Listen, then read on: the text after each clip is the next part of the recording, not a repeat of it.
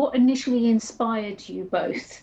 And were there any particular role models that you sort of looked upon, whether they are national or international role models, that could be male or female, that you thought, actually they are really aspirational people, and we're kind of, inspired by what they're achieving, and that did that instill a kind of like hope for you that you can be passionate about what you're doing and really achieve the very best?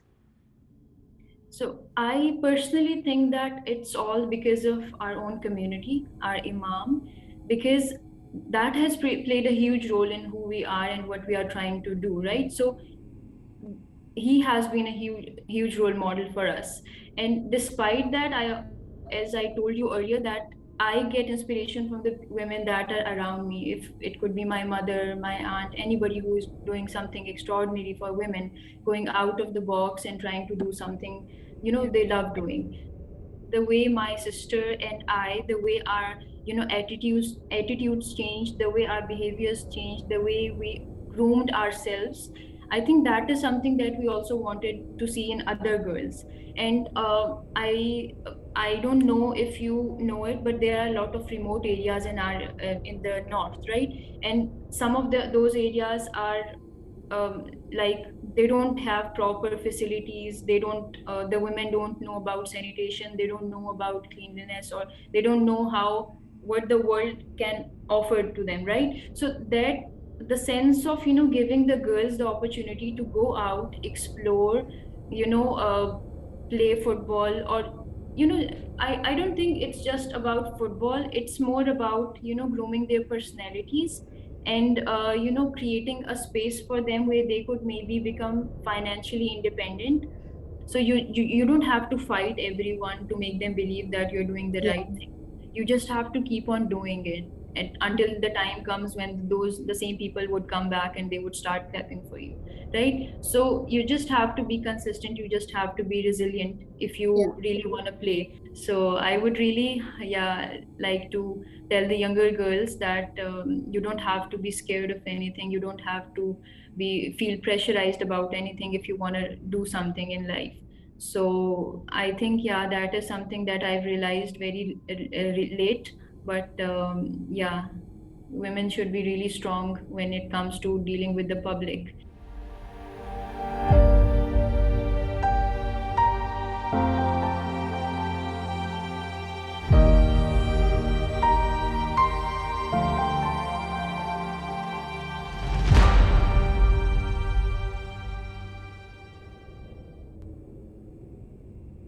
We were not like the ordinary girls, would just play with dolls and all that. So we used to play cricket with boys in the streets, and people will go crazy over this as well. So from there it all started, where we developed this interest in sports. And one day we were introduced to football through our local coach in the Jamaat Khana. So they were just making a team so that our girls from Aga Khan community can go and participate as well. So that's where we, my father pushed us. He was like, go and play. You girls are already playing cricket, so you should give a try to football as well. I know that the girls are so courageous that they will, they will keep it going. They will not stop. This is what we experienced in these 3-4 years, that the girls are not going to stop now. There's no force that can stop them now, because it takes people. There's a difference. One thing is that people talk about a goal and they don't do it on a ground, and then there's a thing that you start something on ground, no matter you started with very basic facility, no matter you started with a very low financial aid or something, but that thing gets so much what can you say, it gets everywhere. And now when we see the girls and when they meet us, they are like, Miss, when is the next tournament coming up? When are we going to play again? So this is the thing that keeps us going. Samara, I think you've become a real role model for girls like in the area. But I wanted to know who your role models were and who inspired you to, go into football. To be honest, I never shared it with my sister as well, Karishma. But I think she's my role model. She's younger than me. She's bold because I'm the older one, so I'm a little emotional and I'm very childish type. But she's very bold, and she's the one who started riding bikes. When I was just learning cycles, she was the one who started with bicycles. She would if someone would say anything to her, she would not ignore it, but she will fight for it. Or so I think she's the one I look onto that. Oh, because she has done so many things and so many difficult tasks as well, that now when I think of her, she's my inspiration. Yeah.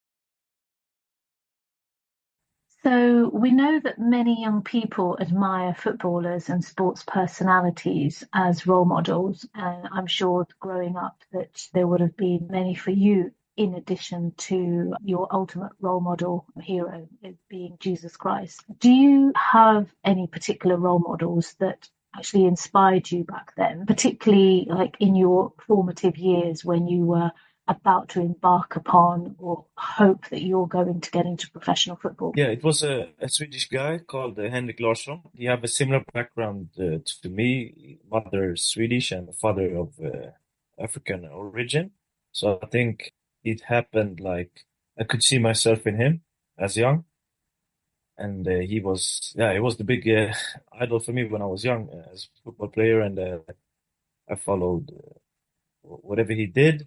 And it made me want to be professional. So it was now when I'm professional myself, I know how the kids can look up to me, and I try to do my best to be nice to them when I meet them, because it's really important. So it's nice because I've been in their shoes. Yeah, absolutely, absolutely. So how did your upbringing and your religious belief, or perhaps your faith, shape your approach to professional challenges and opportunities that you were seeking or that you gained? So without my faith, it would be, I think, no chance that I would be here, because it have helped me, 100% helped me a lot. So since I grew up in a Christian family, but when you are a kid, you get teach some stuff. So I was praying every night that I wanted to be a professional football player. But then when I got older, then I got to get to know myself and made a choice myself to what I want to follow and believe. And so that was, maybe I would say in 2018, I took like a real step towards God, and began to seek Him more. And it have helped me a lot even before that. I'm always, how can I say, when I'm in football, the football world is a tough world. It's a lot of ups and downs. So when I'm in the ups, it's easy to forget God or faith. So that's important. And then when you're in the low, then it's nice to have the faith to lean on, to get stronger from that.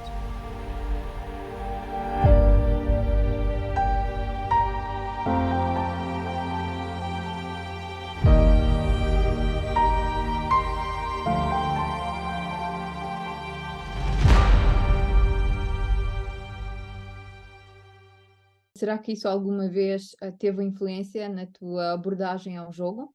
Ou na forma como tu praticaste o futebol? Acho que tem feito mais, agora que estou fora do futebol. Eu acho que quando eu estou fora do futebol, atenção, eu continuo ligado ao futebol como treinador, mas também a partir do momento que casei, e como a minha esposa, a Natasha, é mais ligada à religião e é praticante, sextas-feiras está sempre com os nossos filhos depois deles nascerem, fez questão disso, e ela transmite muito do que são os valores e que é passado pelo líder espiritual, como já referiu a Aga Khan, a importância da educação, a importância de cuidar e dos mais velhos, que muito das coisas que ele transmite, isto foram só 2 exemplos, que são poucos para aquilo, eu já estou há 11 anos com a minha mulher, que é aquilo que ela me tem transmitido, e agora como também tenho um pouco de mais tempo com a família, ouço o que ela tem para me dizer e há coisas que eu concordo plenamente da educação. Sei que também havia projetos para construir uma escola-faculdade em Portugal, não sei como é que está essa situação, mas tenho-me muito através da minha mulher, ou seja, eu se calhar neste momento estou mais ligado à religião ismaelita do que à católica, porque sigo muito mais, porque a minha mulher é praticante. Qual seria a tua mensagem para os jovens aspirantes a jogadores na sua busca de excelência, tendo em conta a rápida evolução do mundo interreligioso do desporto e a liberdade de expressão? Principalmente acreditarem e focarem-se que é possível. Não deixarem de ser eles próprios, e terem bases sólidas, quer seja principalmente familiar, que é muito importante, quer seja noutros locais, como agora estamos neste tema, nem que seja um alicerce religioso que o acompanhe, até porque depois nos locais onde se praticam são capazes de conhecer pessoas novas fora futebol e que lhes possam transmitir e ensinar outros valores que os ajudem a chegar também longe no seu desporto favorito.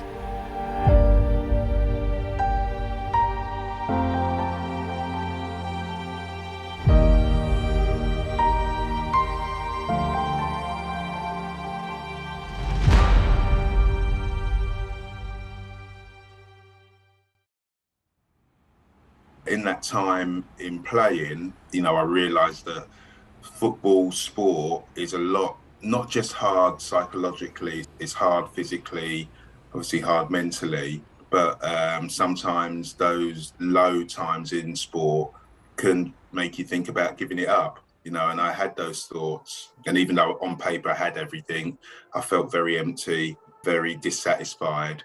And that's in my second year at Portsmouth, that's when I started to go to church with my wife, and that's when we heard the news about Christ and why he did what he did on the cross for us. And even though it didn't make sense, it intrigued me. And then for the next 6 weeks or so, I was asking lots of questions. And in the end, all the questions that I thought would catch people out, they had all the answers to. So, it was either I was wrong or they were wrong. And I just thought, what have I got to lose? So at that moment, I said a little prayer, thinking, well, that's it. Nothing more will happen. I'll be a secret Christian, go church on Sundays, don't tell anybody else. But within 4 or 5 months, some dramatic things happened to me and to some of my teammates. And over the course of the next 3 to 4 years, there were 10 players at the club that became Christians. So, the biggest thing in all of that, biggest thing for me was, before I was a Christian, my identity was wrapped up in football. I was a footballer and this is the expectation. But once I became a Christian and started to ask questions and read the Bible, and I realised I was more than a footballer.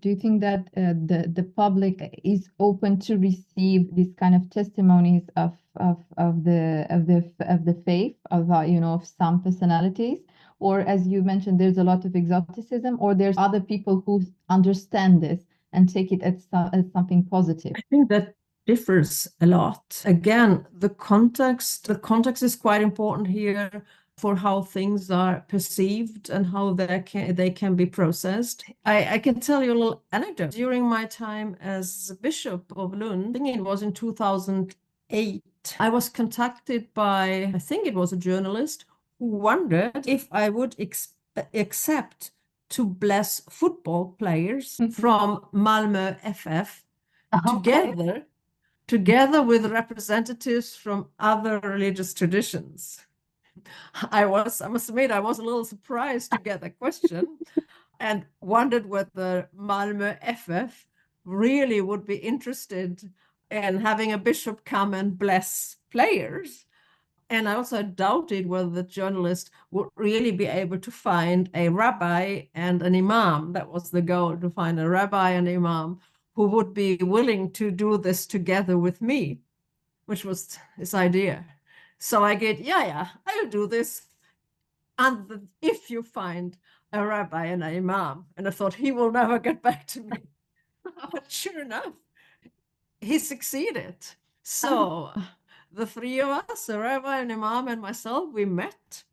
And there were a few players, and I think it was a sort of one of the coach team who came for a little ceremony of blessing. And we each gave a little speech to them before giving the blessing according to our respective tradition. And I remember the rabbi compared football to life. He said something like, people are running around seemingly aimlessly, but there is a goal on the field as in life. And with that goal, without that goal, life becomes a chaos. And I remember that I highlighted the players, emphasized that the players have this role of being role models, that there's so much potential here in being good and important role models, especially for young people. And what I highlighted was determination, well, literally goal-orientedness, fair play, a team spirit that brings out the best in everyone. I mean, that's so important, especially for young people, I guess, right? Yeah. The team spirit, and yet bringing out the best in everyone and doing both things at the same time. And the ability to take both success and loss. And of course, then the journalist and others asked if the blessing was meant to help Malmö FF to win all their matches. And it would then be possible for me to bless players from competing teams as well. But the players, the journalists, and I quickly agreed that the blessing comes with the desire that the team that best realizes the idea of football should win. So that was just a little anecdote of my involvement with football.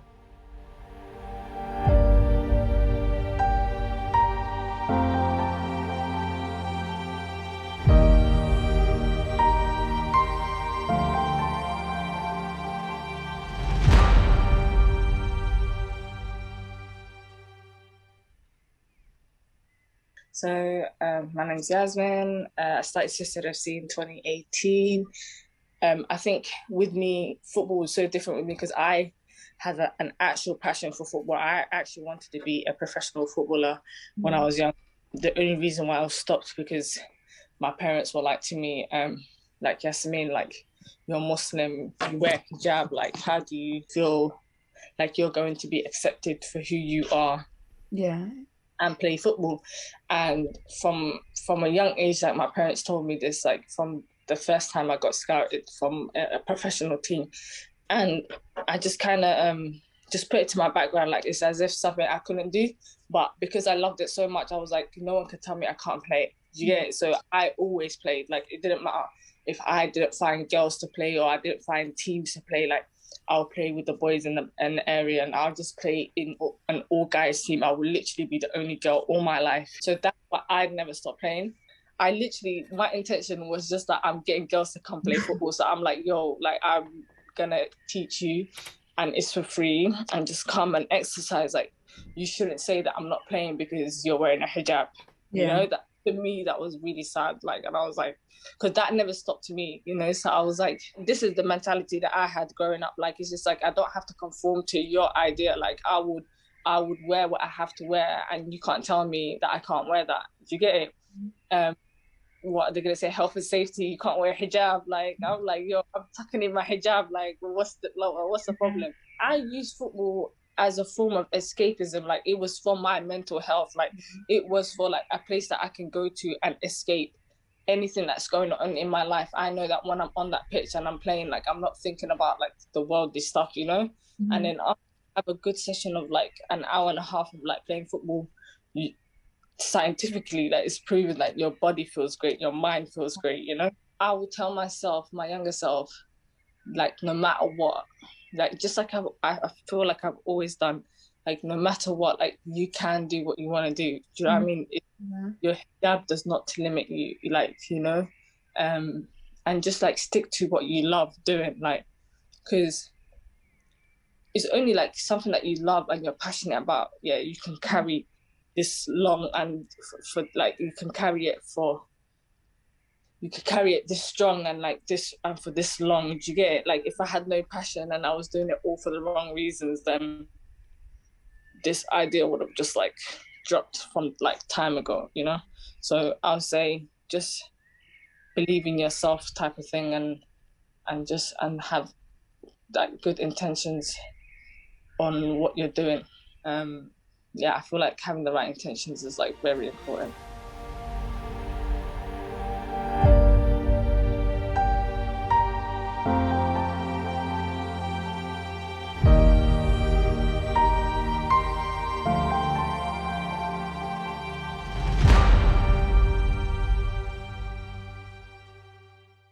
Será que me pode dar alguns exemplos de casos, ou um caso em que um clube leve em consideração as necessidades religiosas dos jogadores de diferentes crenças religiosas?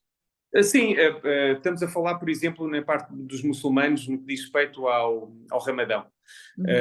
O Sporting de Portugal tem alguns jogadores muçulmanos e nessa época acabam por ter uma dieta alimentar específica para que não sejam afetados fisicamente.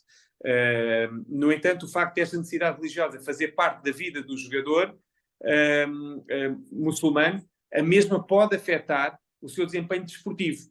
No entanto, o clube, quando contrata jogadores muçulmanos, sabe que nessa época terá de gerir a equipa de forma diferente, no sentido de minimizar os impactos no desempenho competitivo da equipa. Acima do jogador e da sua religião está a equipa. E isto é fundamental na gestão do próprio clube. E com base na sua vasta experiência neste domínio, que lições podem outros clubes, organizações ou meios de comunicação social aprender com o clube que trabalhou para abordar eficazmente os aspectos institucionais e internacionais da religião e do futebol, ou no futebol? Bom, estamos a falar de Portugal, não é? Em Portugal, talvez pela característica do seu povo, da sua gênese histórica e social, não é tão relevante este aspecto como é talvez em Inglaterra ou em França. Enfim, poucos ou nenhum são os clubes que se misturam com as religiões aqui em Portugal. Não há casos. Temos um que é o Belenenses, que é um clube histórico que tem no seu símbolo a Cruz de Cristo. Exato. Mas não associa a Cruz de Cristo com a religião, associa a Cruz de Cristo como símbolo do clube. E, portanto, os maiores clubes em Portugal não fazem essa distinção ao nível de religiões, e talvez por isso não seja algo relevante para o efeito. Ser católico, muçulmano ou judeu no futebol, em Portugal, não é algo que seja tratado de forma diferente. As convicções religiosas de cada um pertencem a cada um, e os clubes respeitam integralmente as mesmas, nem que se tenham que adaptar em determinados momentos para que o jogador sinta conforto e que, com isso, não afete o seu desempenho para o bem do clube.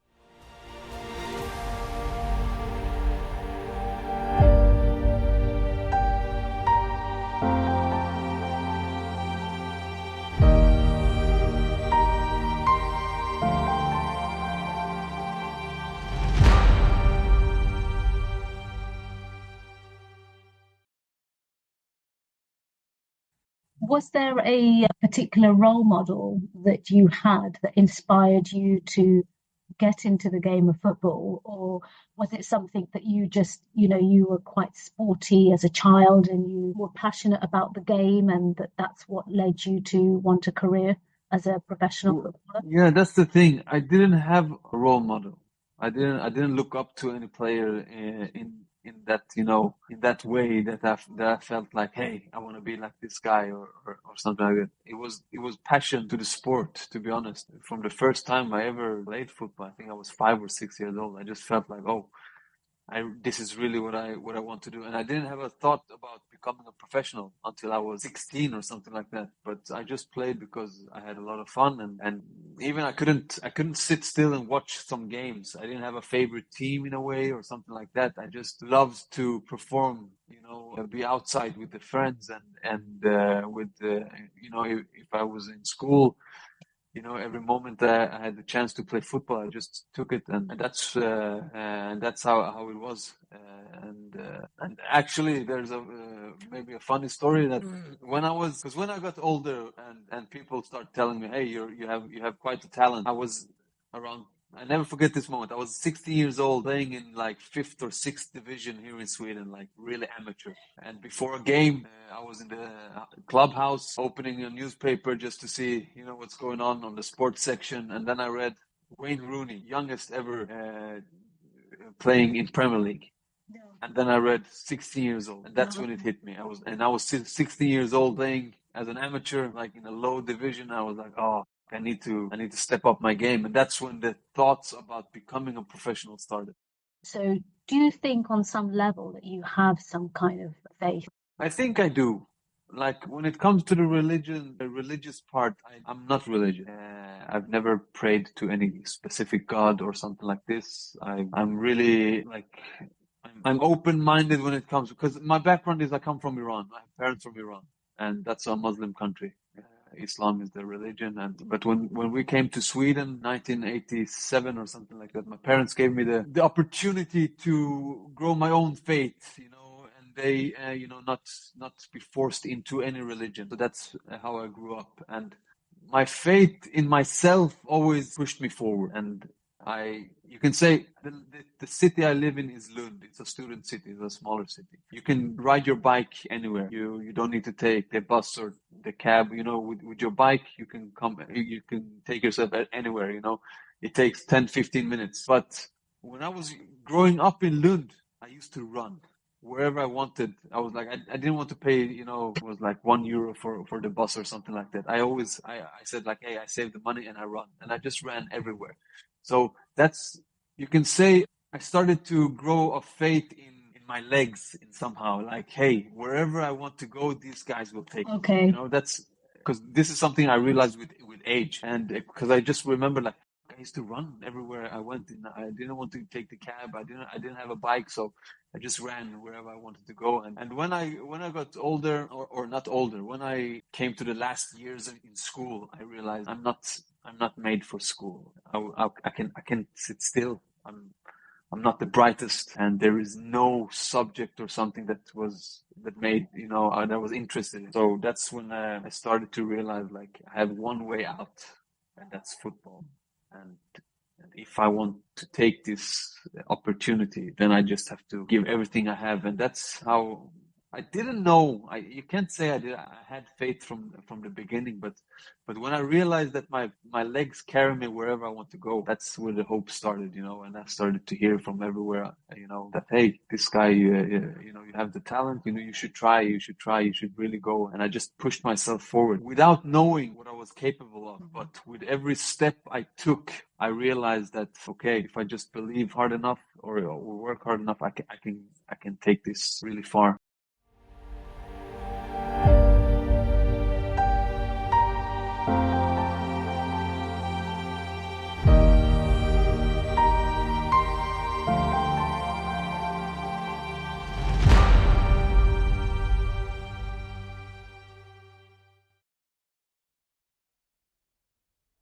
Your dreams for yourself, where would you like to see yourself go? Yeah, in Saudi, like in Medina, because when I'm like more in like a few years, I want to be there, you know, to know more to my more to my religion, because I know it's so important for me, and also it's so important also for my baby boy. Yeah. I have only one hero, is my mom, you know. For me, it's my hero because he helped me too much. I am here today. He do too much like sacrifice. This is why.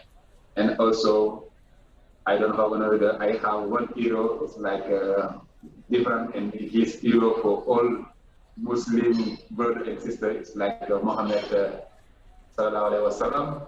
It's like I give all my baby boy name to him. All my baby name is like they name Muhammad Taha, Mohammed Al-Bashir. I give all my baby name to him because for me he's my star, he's my everything. I love him so much, and peace and love. We never know tomorrow, you know.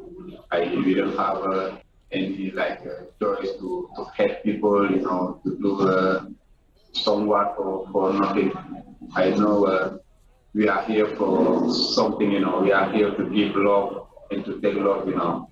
We need to love each other, you know. Take people like on yourself, you know. Yeah. And yeah, just peace and love, yeah.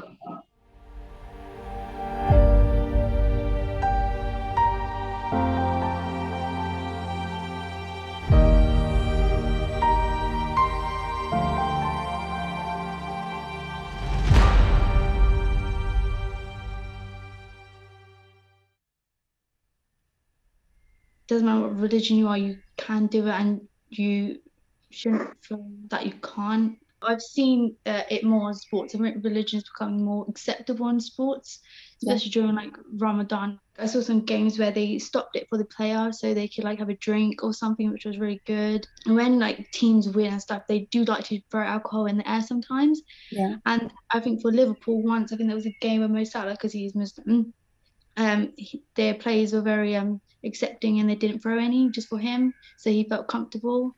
I think the France situation, that's like not very good. The fact that they banned the hijab, I think that puts Muslims back from playing, really, if they're not allowed to be who they are on the pitch, because that's what football's for, being who you are. I've had many like football inspirations I've looked to, but they're not like Muslim or anything. It's just the way they play. I enjoy. One of my top ones is a player called Alexa Putellas.